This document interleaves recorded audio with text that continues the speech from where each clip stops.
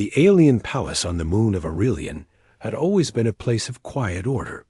Every hall was kept in glowing blue light, every guard moved with silent discipline, and every morning began with the calm voice of the royal herald calling the princess to her duties.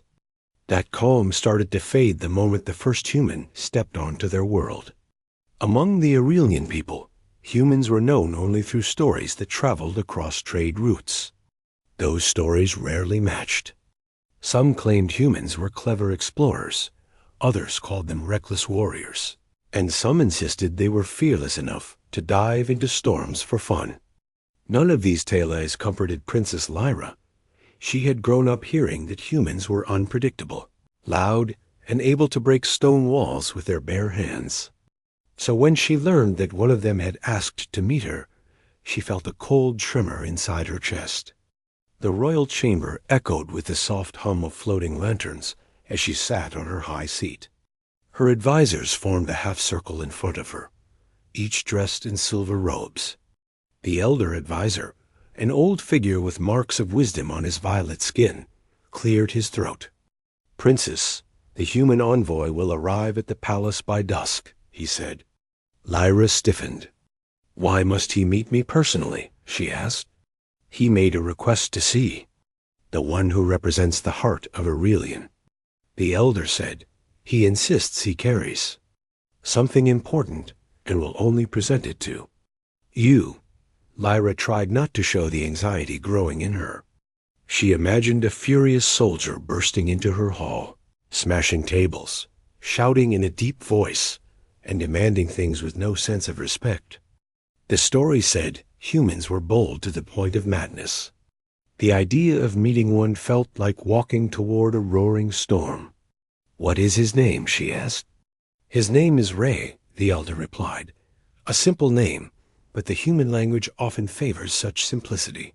Lyra exhaled slowly. A simple name did not make him less dangerous. She spent most of the day preparing for the meeting. Her attendants helped her arrange her white and silver gown, shaped with soft layers that reflected the glow of the palace crystals. Her hair was braided in the traditional royal style.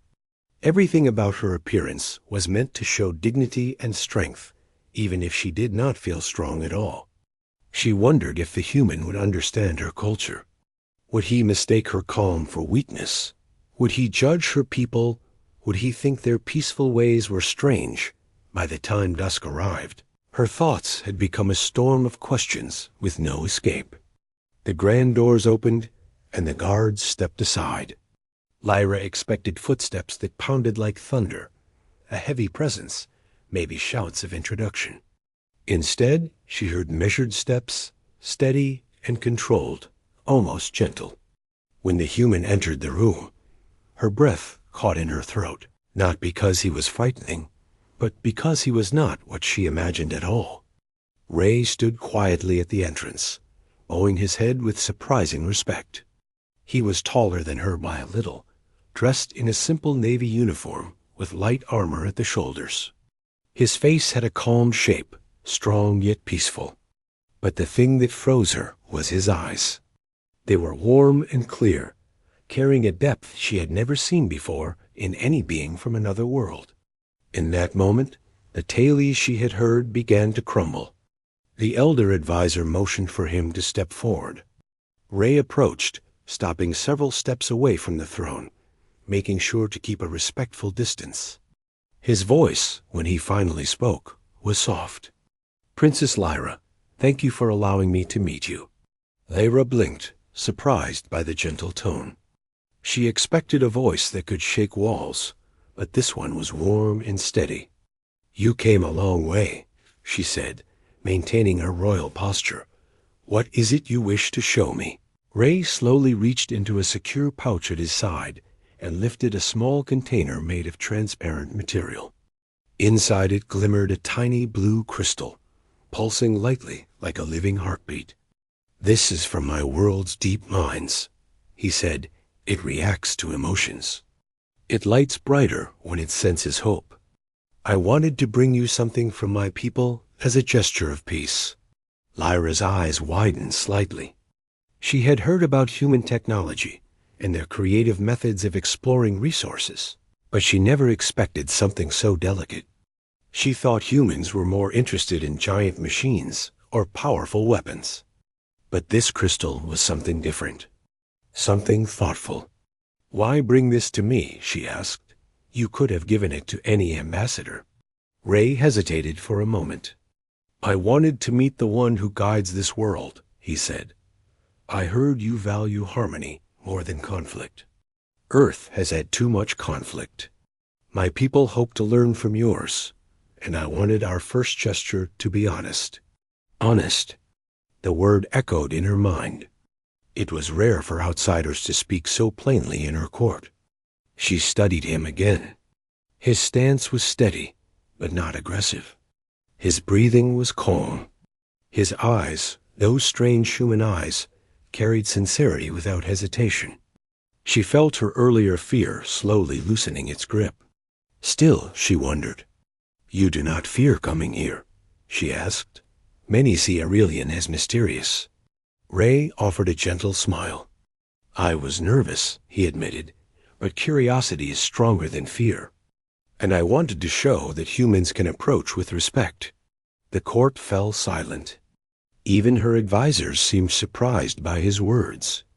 Lyra realized that this man had crossed stars not to impress, not to intimidate, but to understand.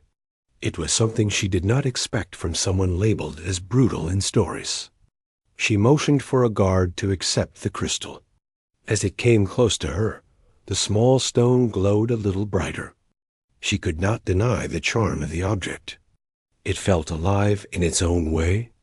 "I accept your gift," she said. Ray bowed again. "If you allow it, Princess, I would like to spend a short time on Aurelian," he said, "not for diplomacy alone, but to learn." Lyra felt a faint pull inside her chest. A small part of her wanted to understand him better. His presence carried an odd calm that she had not expected, not even from her own people. "You may stay for one cycle," she said. "During that time, you must follow our rules." "I will," he replied without hesitation. Over the next few days, Ray explored the palace and nearby city with a humble attitude that surprised everyone. The Aurelian guards followed his movements with curiosity. They expected him to act bold, loud, or unpredictable. Instead, he walked softly, listened more than he spoke, and often paused to admire the architecture around him. He asked questions not out of arrogance, but with genuine interest. Lyra found herself observing him from a distance more often than she intended. She told herself it was her duty as princess to know how foreign guests behaved. But the truth ran deeper. She was drawn to the way he carried himself. She was drawn to the kindness in his voice. She was drawn to the quiet strength she sensed in him. One afternoon, she invited him to the royal garden, a place she usually kept private. The garden floated above the palace courtyard on a platform supported by energy beams. Strange flowers that sparkled like stars lined the walkway. A soft breeze made the petals dance. Ray entered the garden with wonder in his eyes. "This place feels alive," he said. "It is the heart of the palace," she replied. "Only a few are allowed here." "And you allowed me," he said quietly. She looked away, trying to hide the warmth rising in her face. "You are a guest who has shown respect," she said. "Few outsiders understand our ways." Ray walked beside her, keeping a polite distance. "Your people are gentle but strong," he said, "the kind of strength that holds a world together." Lyra paused. She had never heard anyone describe her people like that. Most visiting powers focused on their glowing energy fields or advanced healing abilities, but Ray saw something else, something deeper. She turned to face him. "You speak as if you see more than what is shown," she said. Ray met her gaze, and again she felt the strange pull in his eyes. "I try to," he said. "On Earth, strength is often measured by how loud someone is. But here, it is measured by how calm someone remains. I think both kinds matter." Lyra felt something shift inside her. His words were simple, but they carried a sincerity that touched her in a way she could not fully explain. They continued to walk until they reached the center of the garden. A small pool reflected the purple sky above.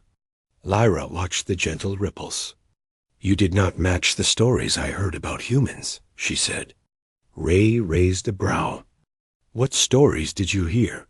"That humans are wild and brutal," she admitted. "That they act without thinking." Ray laughed softly, not offended. "Some of us are loud," he said. "Some are reckless. But humans are many things. I am only one of them." His humble honesty made her chest warm. "Then I am glad you are the one who came," she said. Ray's eyes widened a little, and she looked away again, feeling her pulse quicken. Days passed, and Ray's presence slowly became a part of her daily life. He joined her during council walks, accompanied her on visits to the learning chambers, and even watched the evening lights rise above the city with her. The more time she spent with him, the more she realized that the fear she once felt had transformed into something entirely different. One night, as they stood on a balcony overlooking the glowing city, Ray spoke in a soft voice. "Princess, I know my time here is almost over." Lyra felt a sting of disappointment. "Yes," she said, "your stay was limited." Ray looked at her, his expression thoughtful. "I want to be honest," he said. "Before I came here, I admired you from afar. I admired your leadership, your calm, your strength. I asked to meet you because I wanted to see if the stories about you were true." "Lear,"